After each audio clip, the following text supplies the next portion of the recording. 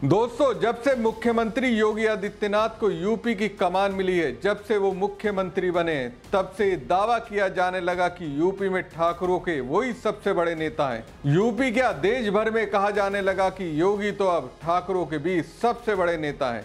लेकिन इसी बीच सपा के राष्ट्रीय महासचिव शिवपाल सिंह यादव ने इस दावे पर सवाल खड़े कर दिए। कहिए तो इस दावे को खारिज करके रख दिया। शिवपाल के लिए योगी नहीं बल्कि कुंडा से विधायक राजा भैया ठाकरों के सबसे बड़े नेता हैं। अब सवाल यही उठता है, आखिर शिवपाल ने ऐसा क्यों कहा?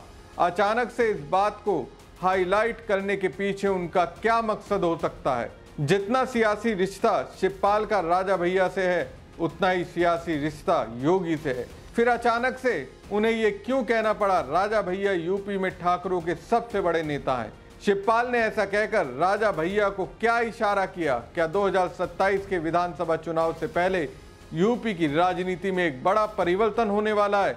नमस्कार दोस्तों, मैं हूं परवीन सानी।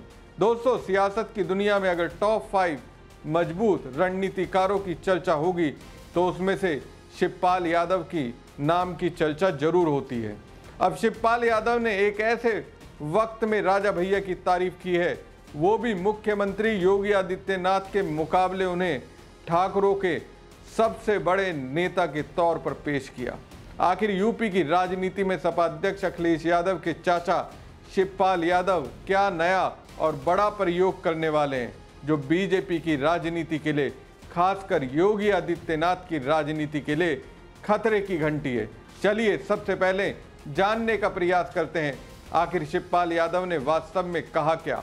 उसके आधार पर हम समझने का प्रयास करेंगे शिवपाल राजा भैया के जरिए बीजेपी को क्या झटका देने वाले हैं। दरअसल सपा के राष्ट्रीय महासचिव शिवपाल सिंह यादव ने एक पॉडकास्ट में राजा भैया को लेकर कहा कि ठाकरों में राजा भैया से बड़ा आदमी बीजेपी में नहीं है और उन्हें मंत्री बनाना चाहिए था। वो अपने बल पर जीत कर आते हैं, ये इस बात का सबूत है कि वो अपने क्षेत्र में काम करते हैं। इसके जवाब में एक और सवाल किया गया, पूछा गया योगी जी क्या कम बड़े हैं? तो शिवपाल यादव ने कहा कि अगर योगी जी मुख्यमंत्री नहीं बने होते तो ठाकरों के सबसे बड़े नेता राजा भैया ही होते। तो समझिए शिवपाल आखिर क्या कहना चाह रहे हैं। मुख्यमंत्री अगर योगी नहीं होते तो वो ठाकरों के बड़े नेता होते ही नहीं। उनका कद राजा भैया के सामने कुछ भी नहीं है, छोटा है।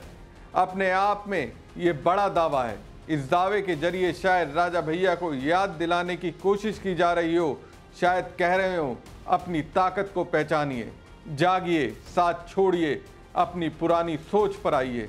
अब मैं ये क्यों कह रहा हूँ पुरानी सोचिए, पहले जानिए उन्होंने और क्या तारीफ राजा भैया की। एक और सवाल के जवाब में शिवपाल ने कहा कि राजा भैया से हमारी बात होती थी, वो हमारे साथ गठबंधन में थे, उनको जेल भी भेजा गया। 2003 में बसपा के विधायक तोड़ सपा की सरकार बनवाने में राजा भैया की क्या भूमिका थी? इस सवाल पर शिवपाल सिंह यादव ने कहा कि राजा भैया साथ थे। राजा भैया को मंत्री बना दिया, एक नहीं 2 बार, 2003 और 2012 में बनाया गया। वो नेताजी का सम्मान करते थे, हमारा भी सम्मान करते थे, आज भी करते हैं। ये तो बात सही है कि वो अपने बल पर जीत कर आते हैं, काम करते हैं, जनता का दिल जीतते हैं, तभी तो जीत कर आते हैं। तारीफ पर तारीफ। सोचिए, जिस राजा भैया को कभी सपा अध्यक्ष अखिलेश यादव ने पहचानने से इनकार कर दिया था, अब गुस्से में ही किया हो। गुस्सा होना भी लाजमी था, क्योंकि जब बीएसपी सपा के बीच गठबंधन था तब राज्यसभा चुनाव में अखिलेश के साथ रहते हुए बीजेपी के उम्मीदवार का समर्थन किया था। यहीं से राजा भैया और अखिलेश यादव के बीच सियासी अदावत की शुरुआत हुई थी। हालांकि लोकसभा चुनाव में राजा भैया ने सपा के करीब 4 से 5 उम्मीदवारों का साथ दिया था। उसका परिणाम ये हुआ कि प्रतापगढ़, कौशाम्बी और प्रयागराज में बीजेपी के उम्मीदवारों की हार हुई और सपा के उम्मीदवार जीत गए। इंद्रजीत सरोज के बेटे पुष्पेंद्र सरोज ने बाकायदा राजा भैया से समर्थन मांगा था। राजा भैया ने उनका समर्थन किया भी था। तब ये कहा जाने लगा था कि राजा भैया अखिलेश के साथ आ सकते हैं, लेकिन ऐसा अभी तक हुआ नहीं। लेकिन एक बात सत्य है, राजा भैया की राजनीति का प्रभाव करीब 30 विधानसभा सीटों पर है। उनकी पार्टी लोक जनसत्ता पार्टी अकेले अपने दम पर कुंडा के अलावा जीत नहीं सकती। लेकिन किसी भी पार्टी की सियासी गुणागणित को खराब कर सकती है। लोकसभा चुनाव में तो यही दिखा। तो क्या माना जाए, क्या अखिलेश ने अपने पुराने सहयोगियों को अपने साथ लाने का प्रयास शुरू कर दिया है?